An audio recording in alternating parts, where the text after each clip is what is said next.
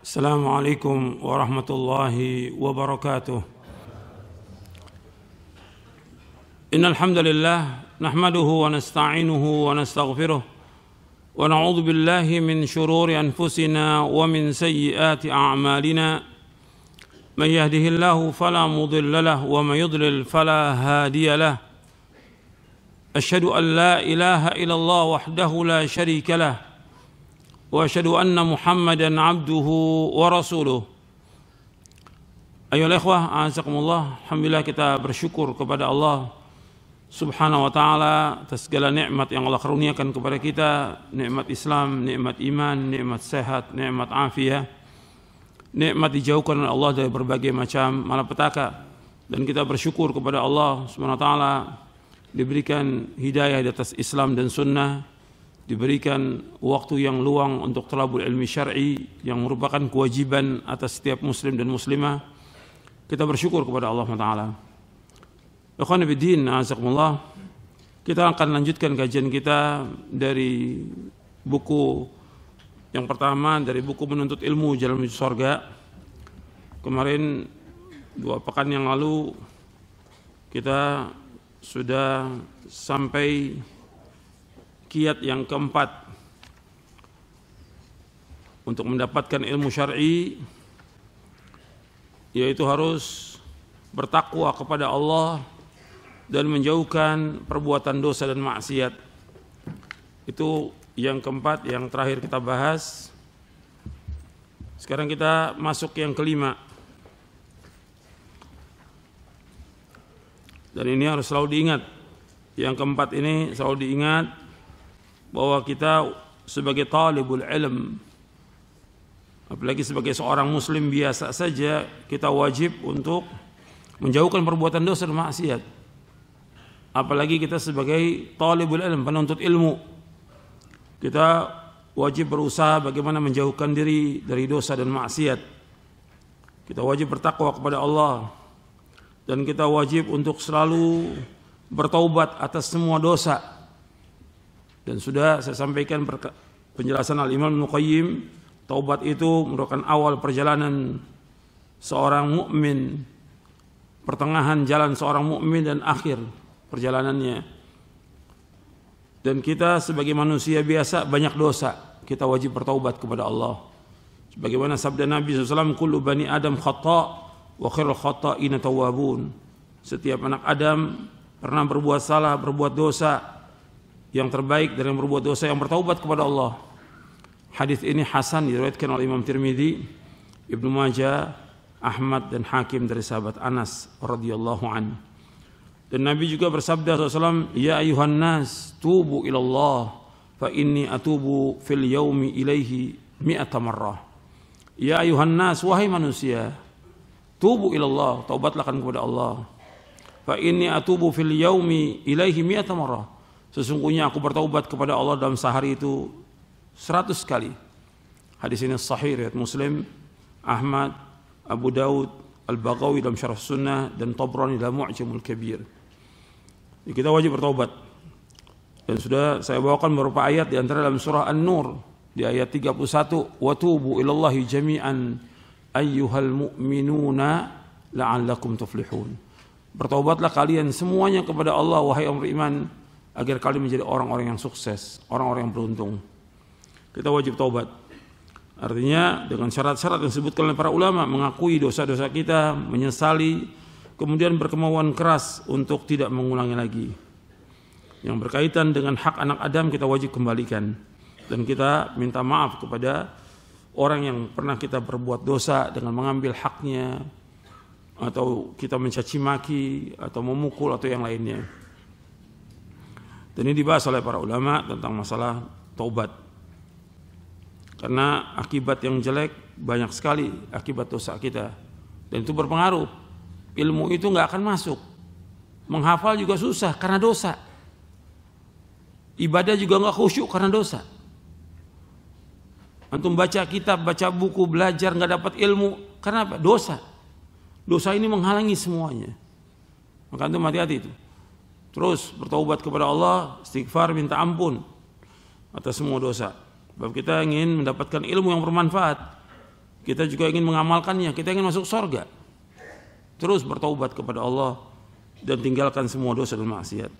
Jangan sampai menghalangi kita dari rahmat Allah yang sangat luas dengan sebab dosa kita. Jangan. Kita berusaha untuk kembali kepada Allah. Kita masuk kiat yang kelima. Dalam menuntut ilmu tidak boleh sombong, tidak boleh malu dalam menuntut ilmu. Sombong dan malu menyebabkan pelakunya tidak akan mendapatkan ilmu selama kedua sifat itu masih ada dalam dirinya. Ummul Mukminin Aisyah radhiyallahu anha berkata tentang sifat wanita Ansar. Kata beliau, "Ni'man nisa'ul Ansar lam yamna'hunna al-haya' wa yatafaqahna fid din." Sebaik-baik wanita adalah wanita Ansar. Rasa malu tidak menghalangi mereka untuk memperdalam ilmu agama. Hadis ini, athar ini diriwayatkan oleh Imam Bukhari secara mu'allaq dalam sahihnya di Kitabul Ilmi, bab al-haya' fil ilm. Para wanita Ansar selalu bertanya kepada Rasulullah SAW permasalahan agama yang masih rumit bagi mereka.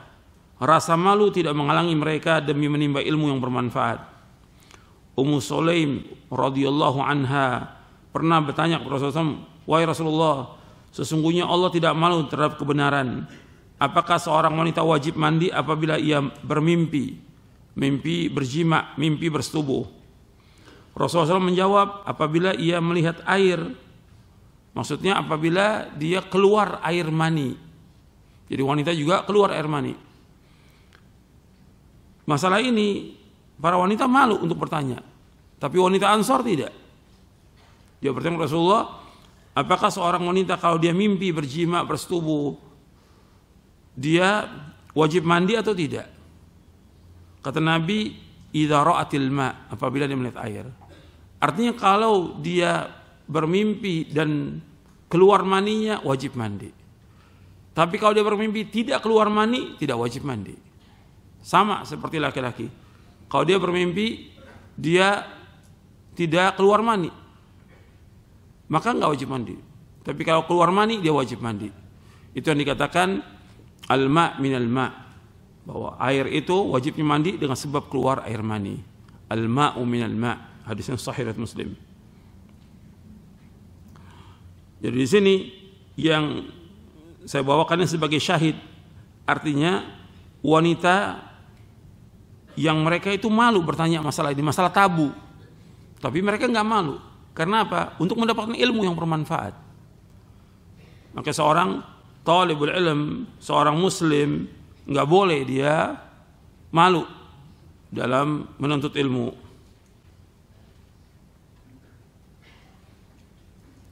Dikatakan oleh Imam Mujahid bin Jabr yang wafat tahun 104 Hijriah rahimahullah, ya muridnya Ibnu Abbas radhiyallahu an. Beliau mengatakan, la yata'allamul ilma mustahyin wala mustakbir. Tidak akan mendapatkan ilmu orang yang malu dan orang yang sombong. Jadi nggak akan dapat ilmu kalau orang itu malu dia untuk nuntut ilmu, malu untuk belajar, malu datang ke masjid, nggak akan dapat ilmu selama-lamanya. Karena dia merasa mungkin dia pintar, atau merasa dia orang kaya, atau dia pejabat, nggak mau. Atau dia sombong karena dia merasa orang kaya, atau dia merasa bahwa dia pejabat, atau dia merasa tinggi sehingga dia nggak mau datang, sombong dia untuk thalabul ilmi. Orang ini nggak akan dapat ilmu selama-lamanya. Orang ini nggak dapat ilmu. Makanya seorang penuntut ilmu nggak boleh dia malu dalam thalabul ilmi, dan nggak boleh dia sombong. Oh, dia sombong merasa dia pinter, merasa udah belajar, udah menguasai ilmu, nggak mau ngaji lagi, ya nggak akan dapat ilmu dia selama-lamanya. Makanya perhatikan tuh, bahwa dalam thalabul ilmi tinggalkan tuh sifat-sifat ketinggian, kesombongan, keangkuhan, dan yang lainnya tinggalkan. Kita ini thalibul ilm harus tumbuhkan sifat dan sikap tawadhu, rendah hati kita, dan kita punya kewajiban belajar. Gitu. Kemudian saya sebutkan di sini bagaimana Nabi Musa alaihi salatu wassalam meninggalkan dakwahnya sementara waktu untuk menuntut ilmu kepada Nabi Khidir alaihi salatu wassalam. Begitu juga Umar bin Khattab radhiyallahu anhu, Khalifatul Rashid yang dijamin masuk surga. Itu enggak malu bertanya kepada Abu Hurairah radhiyallahu an. Enggak malu bertanya. Bertanya juga kepada Ibnu Abbas dan yang lainnya.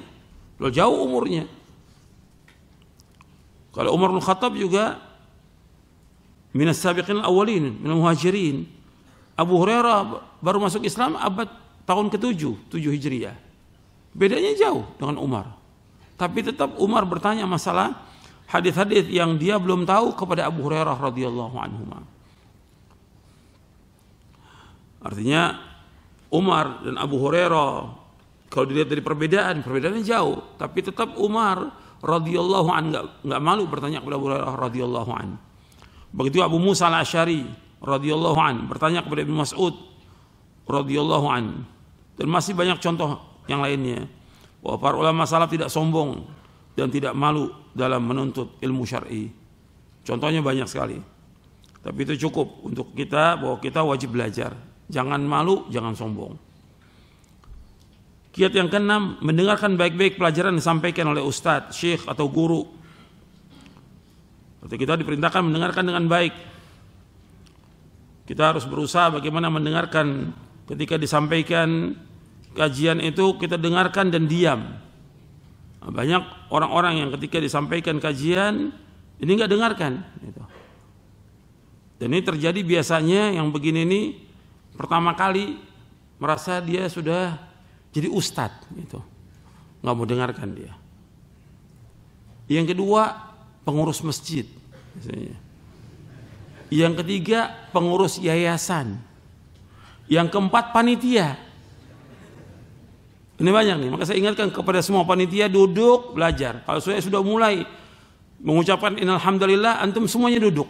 Jangan disibukkan dengan yang lain lagi. Antum wajib menuntut ilmu. Bukan ngurusin mobil, bukan ngurusin jalanan. Itu serahkan kepada polisi atau DLAJ atau yang lainnya. Antum panitia belajar nuntut ilmu gitu. Antum bantu pengajian bagus. Tapi kalau sudah dimulai alhamdulillah antum duduk dengarkan supaya antum dapat ilmu. Diperhatikan ini. Dengarkan baik-baik, jangan ngobrol. Saya ingatkan nih, yang di atas, yang di bawah juga perhatikan tuh, jangan ngobrol yang di bawah. Kita kesini untuk nuntut ilmu, bukan untuk ngobrol, bukan untuk main. Kalau antum ngobrol, asalnya antum pulang. Jangan ada di sini. Nggak ada manfaat keberadaan antum di sini.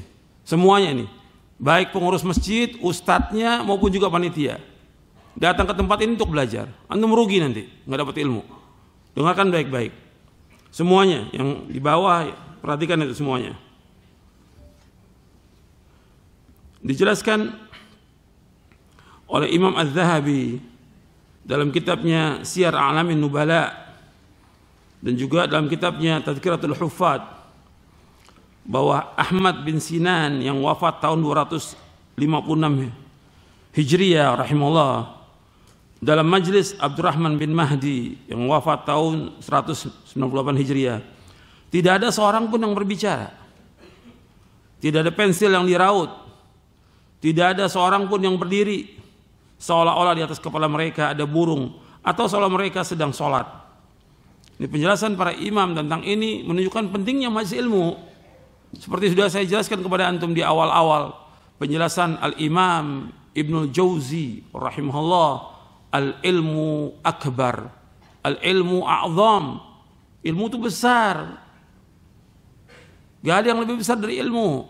Kita wajib menghormati ilmu yang disampaikan wahyu, Al-Quran wa sunnah. Dengarkan baik-baik. Makanya ketika disampaikan di majelis ilmunya para ulama salaf itu nggak ada orang ngobrol, nggak ada. Semuanya tenang. Dan yang hadir ribuan orang. Ini saya lihat masih renggang ini majelis ini. Ya, dulu rapat orang, karena nggak ada pengeras suara.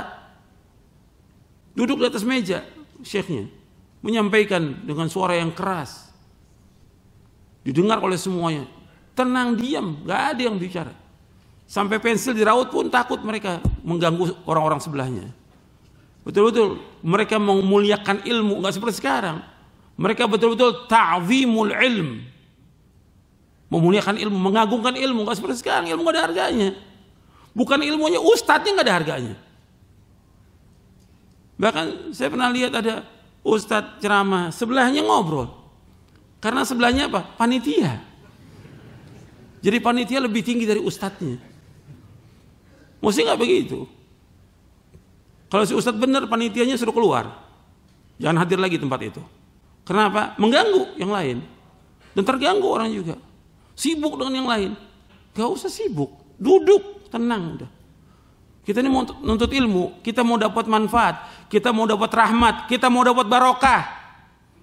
Kita mau dicintai oleh Allah dan diridhai oleh malaikat dengan sebab ini. Bukan sibuk dengan yang lain. Ini waktunya nuntut ilmu. Nanti antum ada ngobrol, nanti selesai kajian. Kita nggak lama, cuma 2 jam. Antum ngobrol mungkin berjam-jam sudah. Kita ngaji cuma 2 jam. Antum sabar. Jadi hormati ilmu. Jangan ada lagi suara HP berdering, jangan. Saya nggak mau itu majelis ini. Hormati ilmu. Jangan ada HP berdering. Antum matikan. Perhatikan itu. Ini majelis ilmu. Majelis yang dimuliakan oleh para malaikat. Antum wajib memuliakan majelis ilmu. Kalau antum nggak mau, keluar dari majelis ini. Keluar. Nggak usah ikut kajian. Nggak perlu. Jangan maksakan diri untuk datang tapi mengganggu yang lain. Jadi perhatikan ini manfaat. Dan nasihat para ulama seperti itu. Kayak saya belajar juga dengan para ulama. Ketika dia bicara, kata para ulama, keluar antum. Di majelis Syekh Utsaimin ada yang bercanda, keluar antum. Suruh keluar. Itulah majelis ulama seperti itu. Enggak seperti sekarang, enggak ada harganya majelis ilmu. Kalau antum nggak mau ngobrol, jangan datang pengajian. Gitu. Kalau mau datang, ya betul-betul perhatikan majelis. Adabnya ada dalam majelis ilmu, ada. Jaga adabnya. Dalam riwayat yang lain disebutkan, tidak ada yang berbicara dalam majelis Abdurrahman, tidak ada pula pensil yang diraut, tidak ada seorang pun yang tersenyum, tidak ada seorang pun yang berdiri, seolah-olah di atas kepala mereka ada burung, atau seolah-olah mereka sedang sholat. Jika ia melihat salah seorang di antara mereka tersenyum bercakap-cakap, maka ia memakai sandalnya keluar, ditinggalkan majelis itu. Berarti orang-orang ini nggak ada perhatian, ditinggal. Nggak seperti sekarang, muridnya ngobrol, ustadznya terus ceramah. Masih tinggalkan aja masjid. Nggak butuh dengan masjid itu. Karena apa? Ini orang berilmu. Ditinggalkan oleh Syekh Abdurrahman bin Mahdi majlis itu. Dan masyayikh sekarang juga ada yang seperti itu. Yang ketika muridnya mulai HP berdering ngobrol, ditinggalkan majlisnya. Ada. Di antara masyayikh yang seperti itu. Nggak mau dia. Dia nggak perlu banyaknya orang. Yang penting antum mau nuntut ilmu, 5 orang, 10 orang, dengarkan baik-baik. Sehingga manfaat ilmu itu. Karena ketika orang akan mengajarkan ilmu, bukan hanya sekedar baca, dia juga baca kitab-kitab para ulama yang dia perlu persiapkan kadang 1 hari. Kok sampai di masjid ilmu nggak dihormati? Buat apa? Nggak ada manfaatnya. Jadi seorang penuntut ilmu harus berusaha menjadi pendengar yang baik, mendengarkan yang baik, itu Al-Quran dan hadis-hadis Nabi SAW, agar ia mendapatkan ilmu yang bermanfaat dan juga dapat mengamalkan keduanya. Bukan hanya dia mendapatkan ilmu yang bermanfaat, mendapatkan keberkahan ilmu dan rahmat dari Allah. Allah berfirman di dalam surah Az-Zumar ayat 17, 18, "Fabashshir ibad alladzina yastami'una al-qawla fayattabi'una ahsana, ulaika alladzina hadahumullah wa ulaika hum ulul albab." Sebab itu sampaikanlah berita gembira, kabar gembira kepada hamba-hambaku, yaitu mereka yang mendengarkan perkataan lalu mengikuti apa yang paling baik di antaranya. Mereka itulah orang-orang yang diberi petunjuk oleh Allah, dan mereka lah orang-orang yang mempunyai akal yang sehat. Jadi orang yang mendengarkan Al-Quran dan Sunnah adalah orang-orang yang diberikan hidayah oleh Allah. Yang kedua, Allah katakan mereka lah orang-orang yang mempunyai akal yang sehat. Sekarang kita masuk kiat yang ke-7. Diam ketika pelajaran disampaikan. Artinya dengarkan dan diam ini 2 berkaitan ini. Dengarkan dan diam. Ketika belajar dan mengkaji ilmu syar'i, kita tidak boleh berbicara yang tidak bermanfaat tanpa ada keperluan dan tidak ada hubungannya dengan ilmu syar'i yang disampaikan. Tidak boleh ngobrol. Haruslah dibedakan antara majlis ilmu dan majlis lainnya, antara tempat kita menuntut ilmu dengan tempat lainnya. Apalagi yang disampaikan adalah ayat-ayat Allah dan hadis-hadis Rasulullah SAW. Secara umum Allah menyebutkan tentang hal ini dalam firman-Nya di dalam surah Al-A'raf ayat 204, wa idza quri'al Qur'anu fastami'u lahu wa ansitu la'allakum turhamun. Apabila dibacakan Al-Qur'an, dengarkan baik-baik dan diam agar kamu mendapatkan rahmat. Dengarkan dan diam. Rasulullah SAW bersabda, man kana yu'minu billahi wal yawmil akhir falyaqul khairan aw liyasmut. Barang siapa yang beriman kepada Allah dan hari akhir, hendaklah ia berkata yang baik atau diam. Hadis ini sahih riwayat Bukhari, Muslim dan Tirmidzi dari sahabat Abu Hurairah radhiyallahu an. Nabi juga SAW bersabda, man samata naja. Barang siapa yang diam maka dia akan selamat. Hadis ini sahih riwayat Imam Ahmad, Tirmidzi dan Ad-Darimi dari sahabat Abdullah bin Amr radhiyallahu anhu. Imam Ad-Dhahhak bin Muzahim yang wafat tahun 102 Hijriah rahimahullah, beliau mengatakan pintu pertama dari ilmu adalah diam. Artinya pintu pertama orang mendapatkan ilmu diam. Yang kedua mendengarkan baik-baik. Yang ketiga mengamalkan. Yang keempat menyebarkannya dan mengajarkannya. Kemudian Muhammad bin Abdul Wahhab Al-Kufi yang wafat tahun 212 Hijriah rahimahullah, beliau mengatakan bahwa diam itu mengumpulkan dua perkara bagi seseorang. Yang pertama, selamat dalam agama. Yang kedua, pemahaman yang benar bagi pelakunya. Jadi ketika orang itu diam, mendengarkan baik-baik yang disampaikan, itu selamat di dalam agama. Yang kedua, dia mendapatkan pemahaman yang benar. Imam An-Nawawi rahimahullah yang wafat tahun 676 Hijriah rahimahullah menjelaskan tentang adab penuntut ilmu syar'i ketika menghadiri majlis ilmu. Kata beliau, seorang murid tidak boleh mengangkat suara tanpa keperluan. Tidak boleh dia tertawa di majlis ilmu. Tidak boleh banyak berbicara tanpa kebutuhan. Maksudnya tertawa banyak, kadang-kadang majlis hanya isinya ketawa aja. Karena ustadznya ngocak, nggak ada keberkahan itu, nggak ada manfaatnya. Bukan berarti nggak boleh, kalau memang ada sesuatu yang lucu dia ketawa boleh aja, tapi bukan habis waktunya untuk tertawa. Tidak boleh banyak berbicara tanpa kebutuhan, tanpa adanya keperluan yang sangat. Bahkan ia harus menghadapkan wajahnya ke arah gurunya. Ini disebutkan dalam Al-Majmu' Syarhul Muhadzab. Kiat yang ke-8, berusaha memahami ilmu syar'i yang disampaikan. Kita berusaha memahaminya. Dalam memahami pelajaran manusia berbeda-beda keadaannya.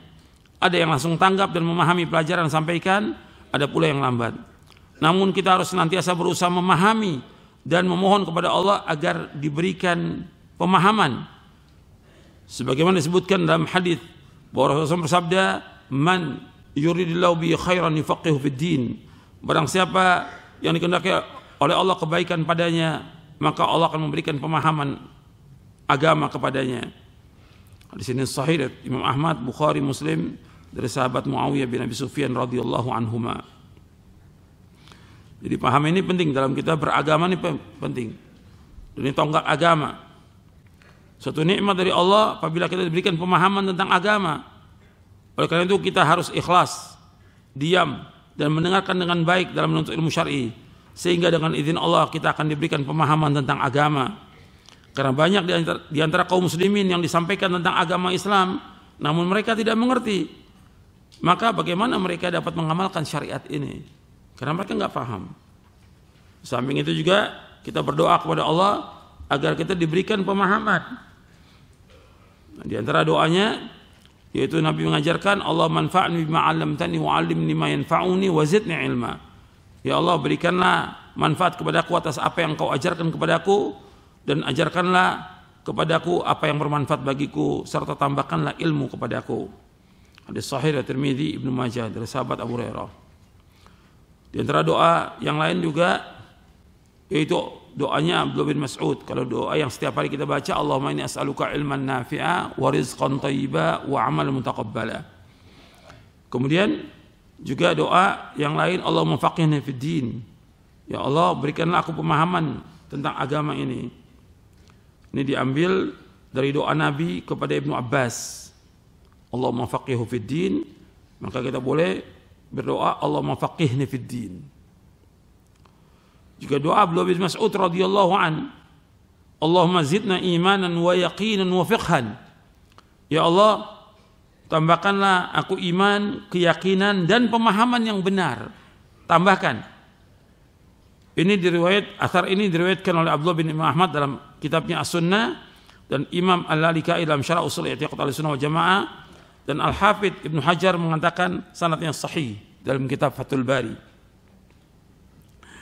Orang yang diberikan pemahaman tentang agama benar dalam berkata dan berbuat menurut petunjuk Nabi SAW, maka ia telah diberikan kebaikan yang banyak. Allah SWT berfirman dalam surah Al-Baqarah ayat 269, yu'til hikmata man yasha' wa man yu'tal hikmata faqad utiya khairan katsira wa ma yadhakkaru illa ulul albab. Allah memberikan hikmah kepada siapa saja yang Allah kehendaki. Diberikan, artinya Allah memberikan hikmah kepada siapa yang Allah kehendaki. Barang siapa yang diberikan hikmah, sesungguhnya dia telah diberikan kebaikan yang banyak, dan tidak ada yang dapat mengambil pelajaran kecuali orang-orang yang mempunyai akal yang sehat. Tentang masalah pemahaman dijelaskan oleh Al-Imam Ibnu Qayyim di dalam kitabnya I'lamul Muwaqqi'in tentang masalah pemahaman. Kata beliau, sihhatul fahmi wa husnul qasdi min a'zami ni'amillahi allati an'ama biha 'ala 'abdihi, bal ma u'tiya 'abdun ata'an ba'dal islami afdala wa la ajalla minhuma, bal huma saqal islami wa qiyamuhu 'alaihima wa bihima bayanal 'abdu tariqal maghdubi alaihim alladhina fasada qasduhum wa tariqad dhallin alladhina fasadat fuhumuhum wa yasira minal mun'ami alaihim hasunat afhamuhum wa qusuduhum wa hum ahlus siratil mustaqim. Kata Al-Imam Ibnu Qayyim rahimahullah dalam kitabnya I'lamul Muwaqqi'in yang di juz yang kedua yang di ta'liq dan takhrij oleh Syekh Masyhur Hasan Salman hafizahullah taala, kata Imam Qayyim rahimahullah bahwa benarnya pemahaman dan baiknya tujuan, artinya benarnya pemahaman dia dan baiknya tujuan, artinya ikhlas dia dalam dia belajar, dalam dia mengamalkan, ini merupakan sebesar-besar nikmat Allah yang Allah berikan kepada hambanya. Bahkan tidaklah seorang hamba diberikan pemberian yang paling besar sesudah Islam, yang lebih utama, lebih mulia dari keduanya. Artinya orang sesudah dia masuk Islam, maka nikmat yang paling besar, yang paling utama, paling mulia, yaitu diberikan oleh Allah sihhatul fahm wa husnul qasd. Benarnya pemahaman dan niatnya baik, ikhlas dalam dia beramal, dalam dia belajar, menuntut ilmu, dalam dia mengajar, dalam dia beramal, itu ikhlas. Keduanya merupakan tonggak pondasi agama Islam. Benarnya pemahaman dan ikhlas, baiknya tujuan. Dua-duanya tonggak agama. Dan tiangnya tonggak itu berdiri di atas keduanya. Artinya tiangnya Islam berdiri di atas keduanya, dan dengan keduanya seorang hamba berbeda dengan jalannya orang-orang yang dimurkai atas mereka, yang mereka rusak niat mereka, tujuan mereka rusak, dan juga jalannya orang-orang yang sesat, yang rusak pemahaman mereka. Jadi dua yang Yahudi, yaitu orang-orang yang sesat niatnya mereka. Nasrani, yaitu orang-orang yang rusak pemahaman mereka. Sehingga dengan dia paham dan dia ikhlas, sehingga dia menjadi orang-orang yang diberikan nikmat oleh Allah, yaitu baiknya pemahaman mereka dan baiknya niat mereka. Dan mereka lah orang-orang yang berjalan di atas siratal mustaqim. Alladzina umirna an nas'alallaha yahdiyana siratahum fi kulli salatin. Yang kita diperintah oleh Allah untuk meminta kepada Allah agar Allah menunjuki kita jalan yang lurus fi kulli salatin, di setiap salat.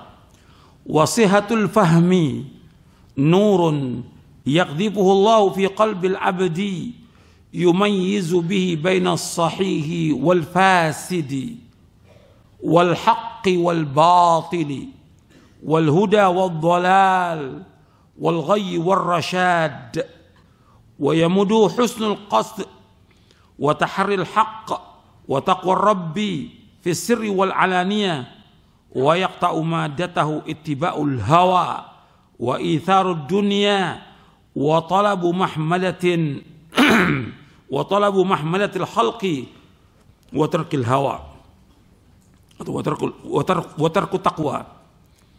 Jadi kata Al-Imam Qayyim, benarnya pemahaman merupakan cahaya yang Allah berikan ke dalam hati seorang hamba. Benarnya pemahaman ini dapat membedakan antara yang benar dengan yang rusak. Nah, kalau kita diberikan pemahaman bisa tahu tuh tentang agama ini benar atau rusak ini. Kita tahu antara kebenaran dengan kebatilan, antara petunjuk dengan kesesatan, antara jalan yang bengkok dengan jalan yang lurus. Kemudian didukung oleh husnul qasad. Tadinya sihatul faham, didukung oleh husnul qasad, niatnya yang baik, dan mencari kebenaran dan takwa kepada Allah di saat kita sendiri, arti tersembunyi maupun terang-terangan. Kemudian yang merusak sihatul faham, yang merusak husnul qasad, kata Ibnu Qayyim, yang pertama ittiba'ul hawa, mengikuti hawa nafsu. Yang kedua yang merusak sihatul faham wa husnul qasad, yang kedua yang merusak itharud dunia, mengutamakan dunia. Dia sibuk dengan dunia dan dia mencari dunia, itu rusak sudah. Yang ketiga, talabu mahbadatil khalq, dia mencari pujian manusia. Hilang tuh, pemahamannya hilang, niatnya hilang, rusak itu. Yang keempat, wa tarku taqwa, meninggalkan ketakwaan.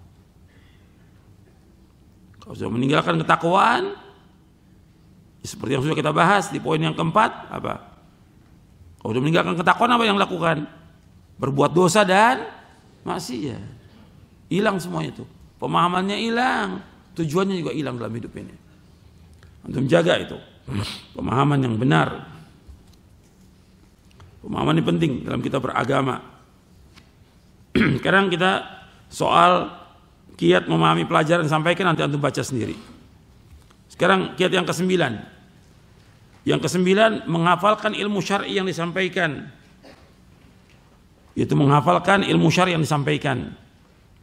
Karena dulu para ulama itu ilmu di dada mereka hafal. Dulu ilmu itu fis sudur, tidak fis sutur.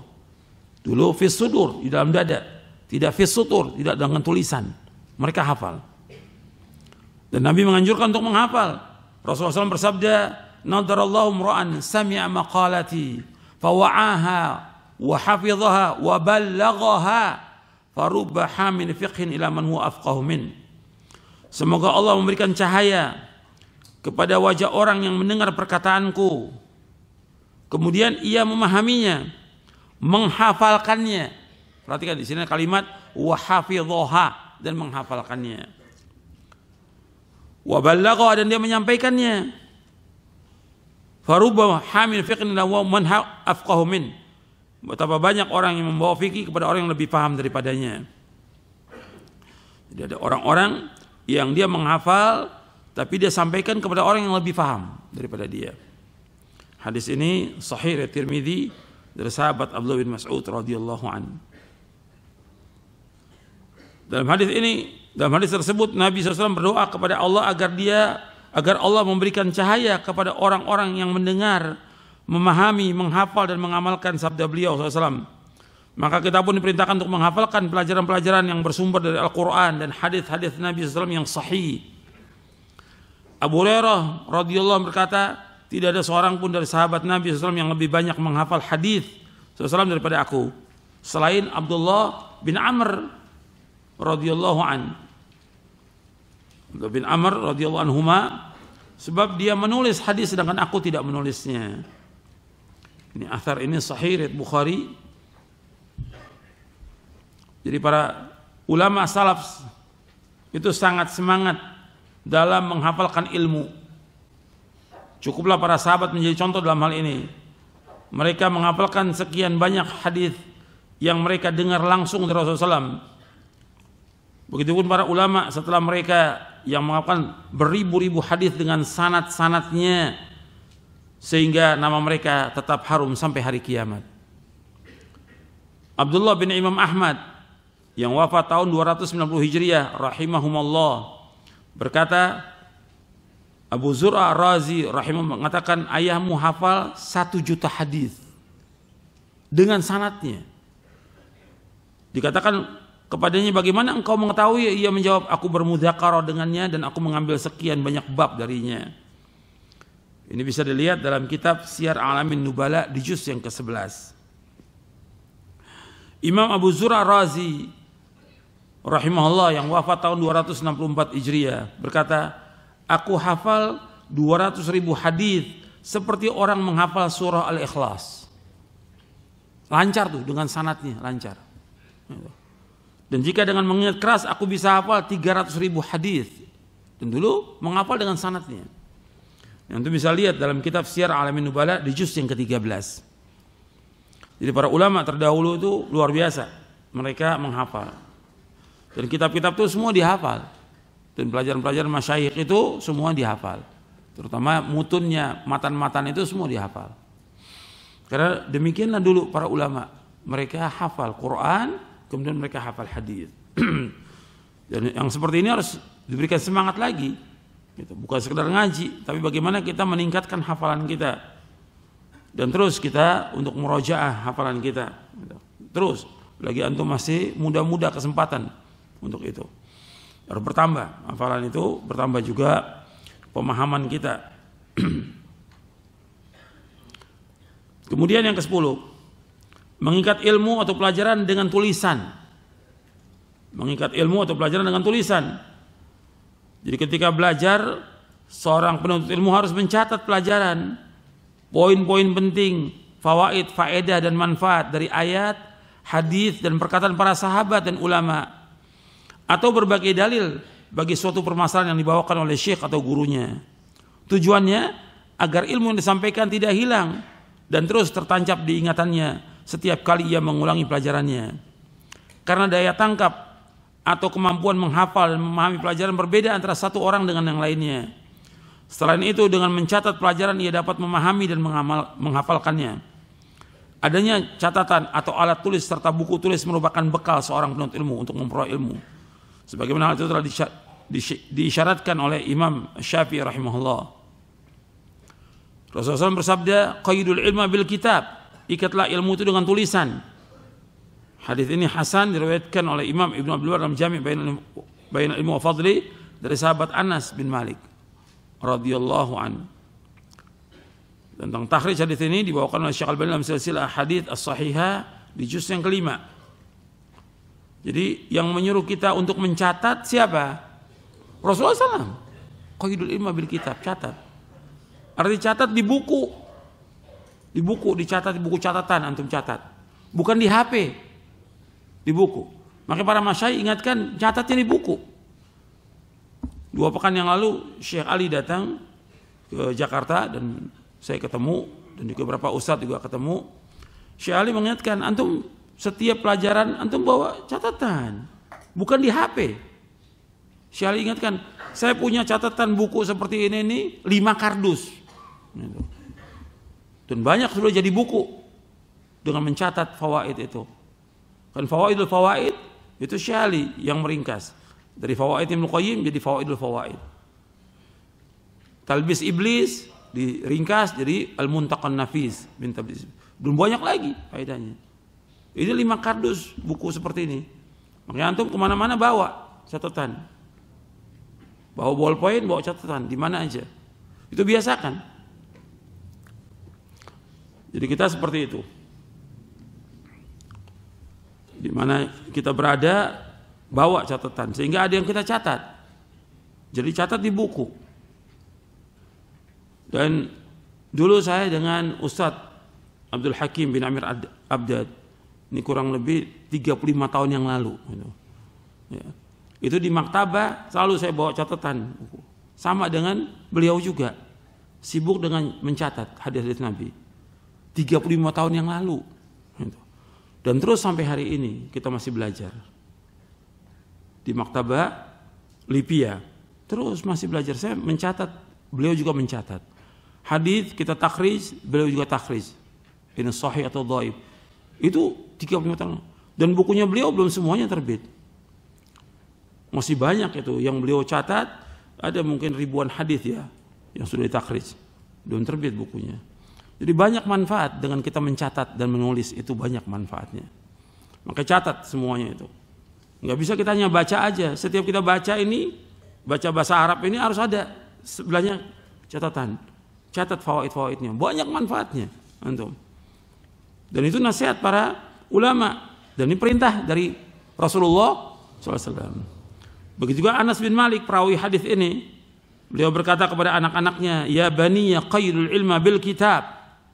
Wahai anak-anakku, ikatlah ilmu itu dengan tulisan.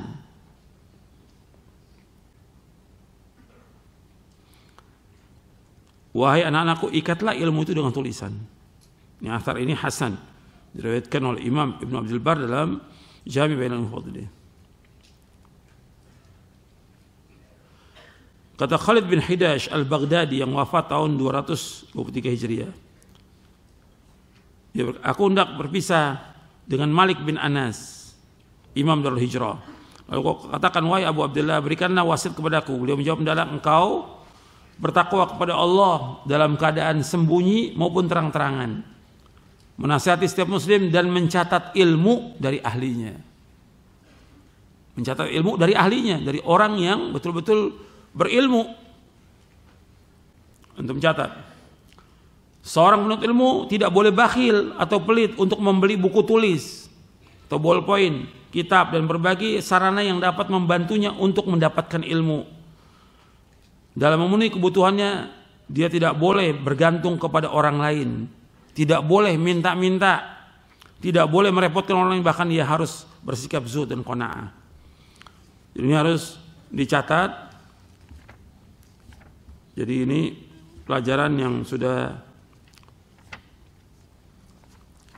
ya kita ambil 5 poin dari kajian kita hari ini, mudah-mudahan bermanfaat.